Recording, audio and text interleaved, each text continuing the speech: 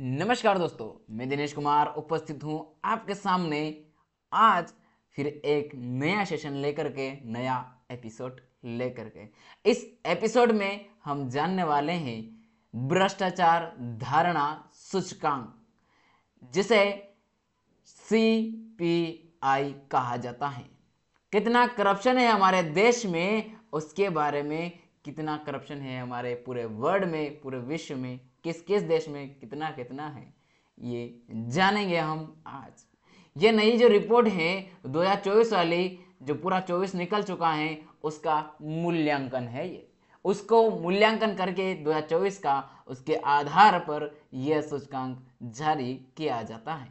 इस सूचकांक में भारत के क्या स्थिति बनी है, जरा देखिए अपने इस वीडियो में। पूरा अंत तक आपको पता चलेगा कि वाकई में भारत किस ओर जा रहा है, क्या संकेत दे रहे हैं ये रैंकिंग हमारे भारत के बारे में।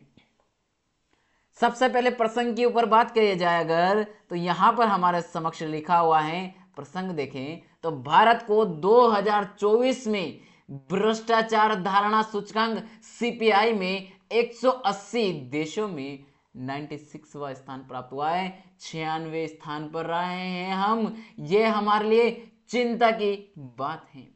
पृष्ठभूमि अगर देखें हम, तो इस सूची में डेनमार्क पहले स्थान पर है, वहीं फिनलैंड दूसरे स्थान पर है और सिंगापुर तीसरे स्थान पर विद्यमान है। ये वे देश हैं जहां भ्रष्टाचार ना के बराबर है। भ्रष्टाचार का जो आकलन होता है वह 0 से 100 के बीच होता है। यहां यह देखा जाता है अलग अलग स्तरों पर।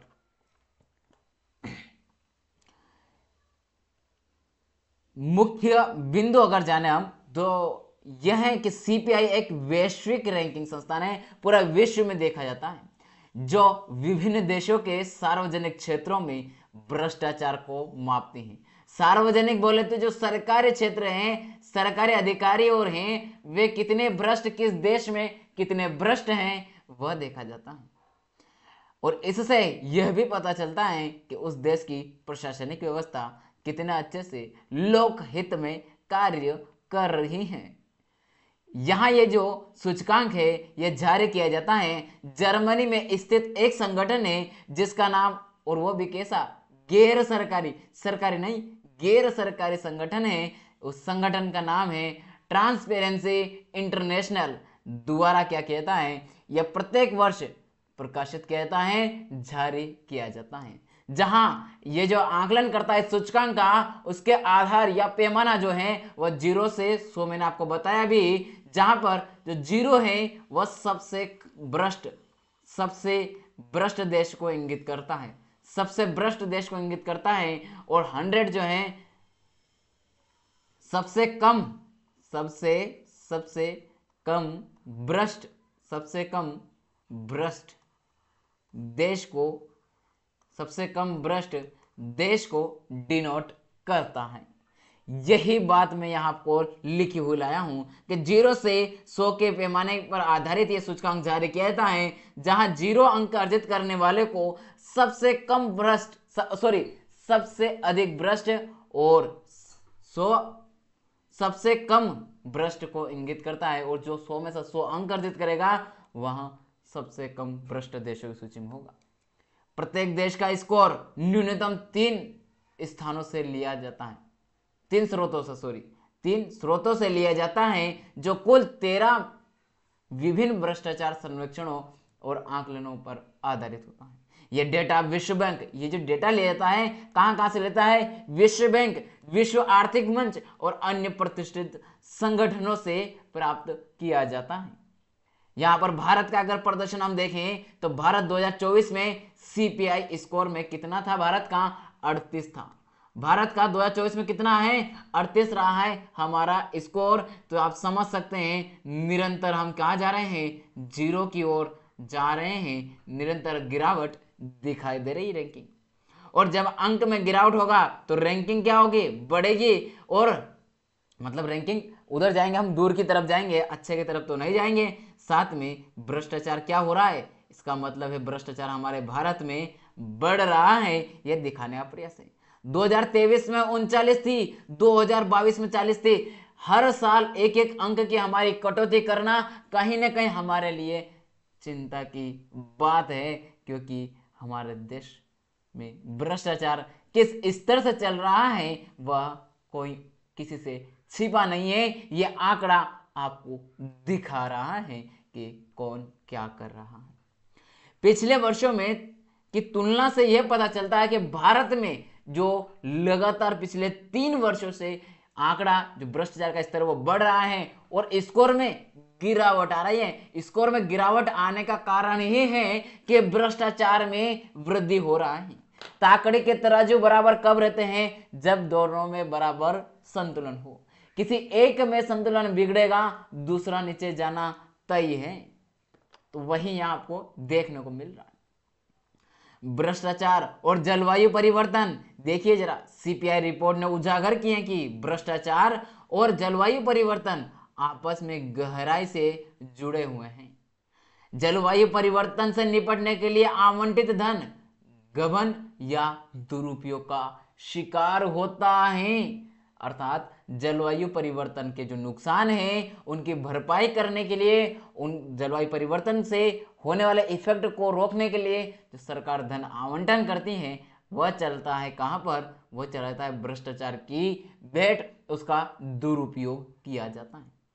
भ्रष्टाचार के कारण पर्यावरण से जुड़े नीतियों और योजनाओं का प्रभावी कम हो जाता है, जिससे पर्यावरण की क्षति भी बरकरार रहती है और बढ़ जाती है, बल्कि कम नहीं होती है। ऊपर से जो सरकार ने इन्वेस्ट किया, जो योजना के माध्यम से ला करके पैसा दिया, वो खर्च किया, वो अलग। भारत के पड़ोसी देशों की स्थिति देखिए आप। सबसे बड़े चिंता की बात हमारे लिए यह है कि बांग्लादेश का स्कोर क्या है? 23 है। वहीं पाकिस्तान का स्कोर 27 है। श्रीलंका का 32 है। ये कहने को हमसे पीछे जरूर देख रहे हैं, स्कोर में हमारा 38 है और इनका हमसे पीछे है, लेकिन इन देशों के साथ हम तुलना कर रहे हैं। क्यों? हमें यहां यह देखना चाहिए, अमेरिका, चीन, बड़े बड़े जो देश, या फिनलैंड, डेनमार्क, सिंगापुर, उन देशों के साथ अगर कंपेयर करें तो भारत कहां दिखाई देता है? भारत कितनी दूर दिखाई देता है? लगभग 100 गज की दूरी पर, लगभग 100 गज की दूरी पर 100 पायदान दूर बैठे हैं, क्योंकि हमारी है 96 और वे हैं 1 2 3। आप समझ सकते हैं कहां बैठे हुए, टॉप में बैठे हुए हैं, और ये हम यहां हैं। बांग्लादेश की अगर बात करें तो बांग्लादेश जलवायु वित्त पोषण प्राप्त करने वाला प्रमुख देशों में से शामिल है, में से एक है, लेकिन यह भ्रष्टाचार और धन गबन के लिए भी संवेदनशील बना हुआ है। वहां तो आपको देखने को मिलेगा तख्ता पलट के बाद और भी स्थिति काफी बदल चुकी है। तो आप सभी को कमेंट बॉक्स में बताना है क्या रहा हमारे देश का 2024 का साल, किन की भरपाई हुई, किन को अच्छे से इकोनॉमिकली ग्रोथ मिली है और किन का नुकसान हुआ। वे कौन हैं जो भ्रष्टाचार में लिप्त? आपको लगता है कि इसके लिए क्या रोके, क्या क्या योजना चलाई जा सके, किस तरीके से कार्य किया जाए कि भ्रष्टाचार को रोक सके, इसके बारे में जरा विचार करना है, और विचार करके आपको कमेंट बॉक्स में आंसर लिखना है, भ्रष्टाचार को रोकने के उपाय। ठीक है, तो बहुत बहुत धन्यवाद। अगर आपने अभी तक नंदिनी आईएएस के इस YouTube चैनल को सब्सक्राइब नहीं किया है तो जनाब किसका कर रहे हैं आप इंतजार कीजिए, सब्सक्राइब, बेल आइकन को ऑन कीजिए, और साथ में जो प्रश्न पूछे जा रहे हैं उसके जवाब कमेंट बॉक्स में निश्चित रूप से दीजिए। साथ में आपको यहाँ करवाया जा रहा है सभी तरह की तैयारी बिल्कुल फ्री ऑफ कॉस्ट। तो किसकी राह देख रहे हैं आप, कहाँ भटक रहे हैं आप? आइए नंदिनी आईएएस पर आकर के अपनी तैयारी अच्छे से कीजिए, और साथ में अपने दोस्तों को लिंक शेयर करके उनको भी इसके बारे में अवगत कराइए। तो चलिए अगले सेशन में मिलेंगे, अगले एपिसोड में मिलेंगे, जो होगा ऐसा ही मजेदार परीक्षा की दृष्टि से। तब तक के लिए आप तैयारी करते रहिए। जय हिंद, जय भारत।